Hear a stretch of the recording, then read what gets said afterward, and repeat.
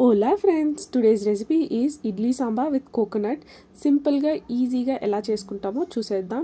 ఇప్పుడు నేను చేస్తున్న క్వాంటిటీ అయితే ఒక 6 to 7 మెంబర్స్ తినొచ్చు.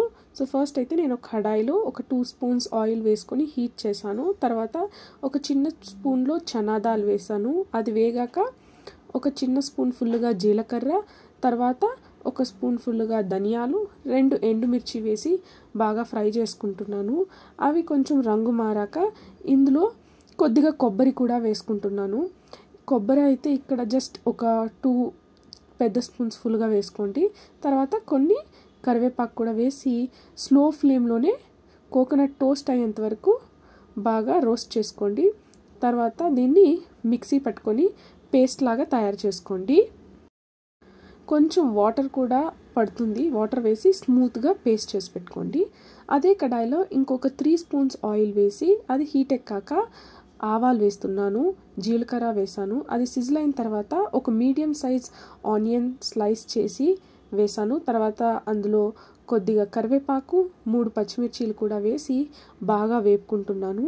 ఇది బ్రౌన్ అవ్వక్కర్లేదు, జస్ట్ కొంచెం టోస్ట్ అవుతే చాలు. తర్వాత నేను ఇక్కడ 2 మీడియం సైజ్ టొమాటోస్ కూడా చాప్ చేసుకొని వేసుకుంటున్నాను. ఇవన్నీ స్లో ఫ్లేమ్లోనే బాగా కుక్ అవ్వనివ్వండి. కొంచెం సాల్ట్ కూడా వేస్తున్నాను, అప్పుడు మనకి త్వరగా మగ్గిపోతుంది అనేసి. ఇందులోనే ఒక చిటికెడు పసుపు కూడా వేసి బాగా కలుపుకోండి, బాగా మగ్గనివ్వండి.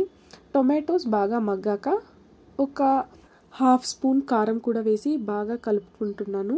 సో ఇలాగ మనకి ఆయిల్ ఫ్లోట్ అయ్యేంత వరకు కారంని ఉడికించండి. తర్వాత కొద్దిగా చింతపండు రసం కూడా వేసి బాగా కలుపుకోండి. మనం కారం తక్కువ వేసుకుంటున్నాం, ఎందుకంటే ఇది జస్ట్ ఇడ్లీకి సాంబార్ కాబట్టి. రైస్కి అయితే మనం కారం కొంచెం ఎక్కువే వేసుకోవచ్చు. చింతపండు గుజ్జు కూడా చాలా చక్కగా మరిగినాక మనం ఈ కొబ్బరి పేస్ట్ని కూడా బాగా వేసి కలుపుకొని ఒక 3 to 4 మినిట్స్ మీడియం ఫ్లేమ్లోనే చక్కగా ఉడికించండి. అది చక్కగా ఉడికిన తర్వాత మనం ఉడకపెట్టి పెట్టుకున్న కందిపప్పుని కూడా వేసి బాగా కలుపుకోండి. ఇక్కడ నేను కందిపప్పుని కొంచెం పసుపుతో వేసి ప్రెషర్ కుక్కర్లో ఉడికించి పెట్టాను. సో అదేవిధంగా దాన్ని కూడా వేసుకొని మీ కన్సిస్టెన్సీకి నచ్చినట్లుగా మీరు వాటర్ యాడ్ చేసుకోండి, సాల్ట్ కూడా అడ్జస్ట్ చేసుకోండి. ఫైనల్గా నేనైతే ఇక్కడ కొంచెం కొత్తిమీర కూడా వేసి బాగా దీన్ని 5 to 6 మినిట్స్ హై ఫ్లేమ్లో ఉడికించండి. అంతే, ఇడ్లీ సాంబార్ రెడీ అయిపోతుంది. మీకు కనుక ఈ రెసిపీ నచ్చినట్టయితే do like, share, comment and subscribe and check out the ingredients in the description box.